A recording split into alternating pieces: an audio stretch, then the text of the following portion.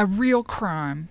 In a series of podcasts, I want you to travel down some lonely roads with me. These are the roads I traveled with families who never got to say goodbye to loved ones. These family members were fated to live the rest of their lives waiting and wondering.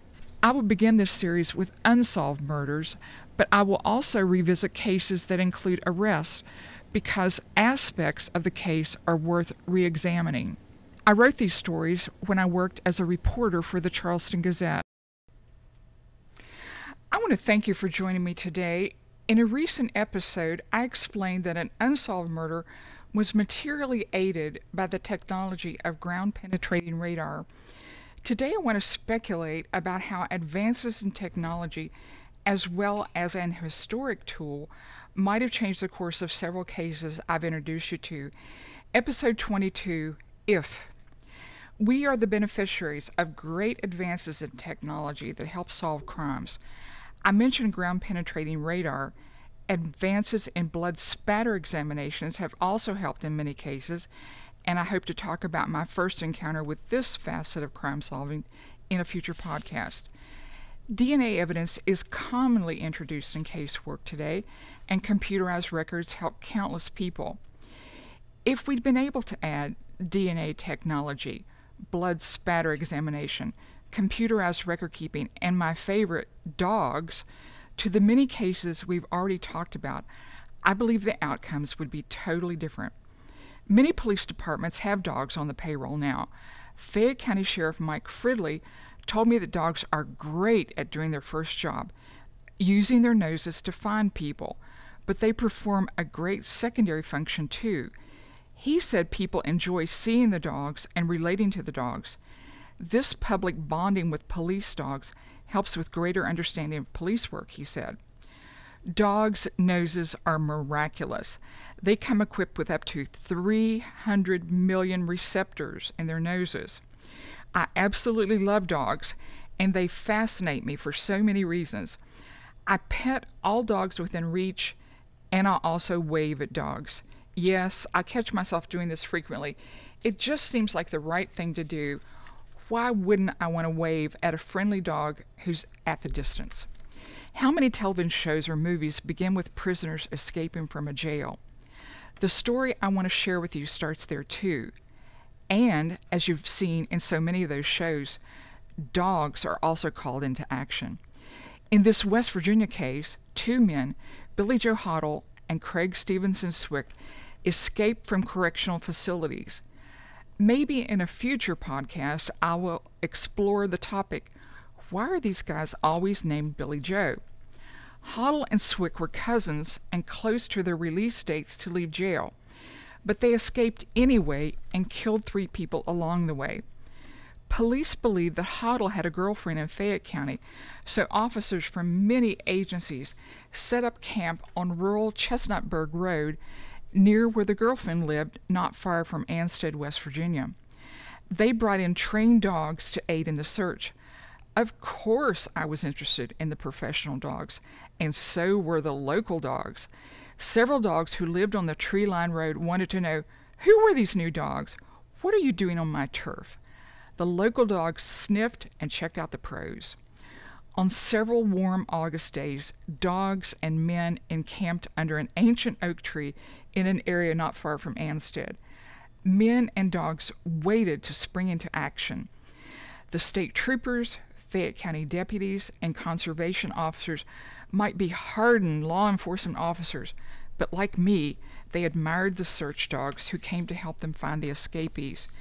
In my original story, I wrote that a fresh dog from Huntsville joined the search. I want to be clear.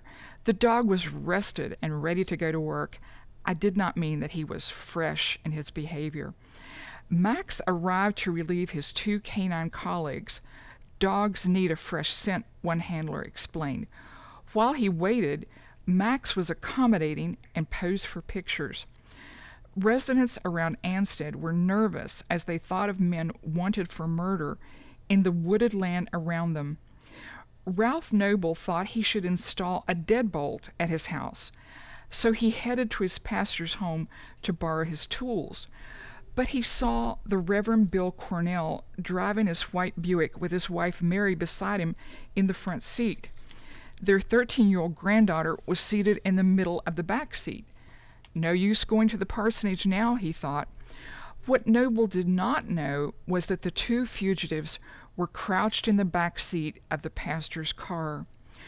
While police and dogs looked for the two in wooded areas, the escapees entered the St. Paul United Methodist Church in Ansted. While they were there, they made a cassette tape using the church's public address system and put together a scrapbook that featured newspaper clippings from their time on the lam. They labeled the tape "Our Last Words." Before they entered the church, the hunted men spent one night at the Ansted skating rink.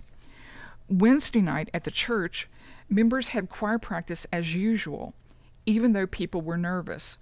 One member of the choir, Ralph's wife, Shirley Noble, told me later that the two men probably overheard the choir members discussing them. "We stood on the church porch and talked about where they might be," she told me. On Thursday, the pastor was taking new choir chairs out of boxes when a man with a .22 pistol approached him. Hottle identified himself as one of the fugitives. When they realized Cornell had family, the fugitives took him to the parsonage at gunpoint. They told his teenage granddaughter to get the car keys and warned her they would kill her grandparents if she called police while she was out of sight. The family did not know it at the time, but they were driving the two men to Petersburg. Obeying their kidnappers, the Cornells did not stop to take money or anything with them. As police and dogs hunted for the escapees, the two men successfully passed all police checkpoints while hidden in a pastor's car. Along the way, the fugitives talked to the teenage granddaughter about music and art. When they got near Petersburg, the kidnappers turned the car around in an area Reverend Cornell did not know at all. The kidnappers gave him directions for how to find his way out from where he left them. The two also gave the Cornell family the only change they had for gas for the return trip.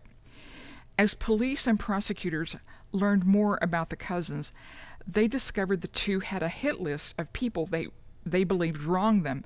They planned to kill the people on their list. Just as the number of dogs and police increased during this multi-county hunt, so did the number of reporters. I covered the Fayette County part of the story for the Gazette, and my beloved colleague Mary Claire Dale covered the Grant County part. Before they came to Fayette County, the cousins murdered 3 people, DonnaOwers, 27, and Leon Miller, 25, both of Grant County, and Karen Jeffrey, 33, of Kaiser in Mineral County. All 3 victims were killed within a few hours of each other. None of the 3 were on the list. They were just in the way. After they returned to their hometown, they moved into another church, First Presbyterian on Main Street in Petersburg, but a woman soon discovered them and called police. Once again, police dogs went to work. According to an account in the local newspaper, Jericho, a highly respected German shepherd, flushed them out. With the dogs and police at their heels, the fugitives ran to a car dealership and took a hostage. Hottle jumped into a white pickup truck and started it. Police shot out the tires. Hottle and his hostage were both shot while bullets flew. Both men would recover. Swick surrendered as soon as the shooting started. After the two were captured, grand jurors in Fayette County Circuit Court indicted the cousins on 3 counts of kidnapping the Cornell family. Defense lawyers argued that the 2 fugitives treated the family well and never demanded ransom. The cousins were also convicted of the murders, and both men are serving sentences in Mount Olive Correctional Complex. The girlfriend was only 21 when she agreed to help Hottle and Swick. She was charged with aiding and abetting. Thanks to you for listening, and to Tommy Siner for his always great work. Please join me next Wednesday for a new episode of A Real Crime with Susan Williams.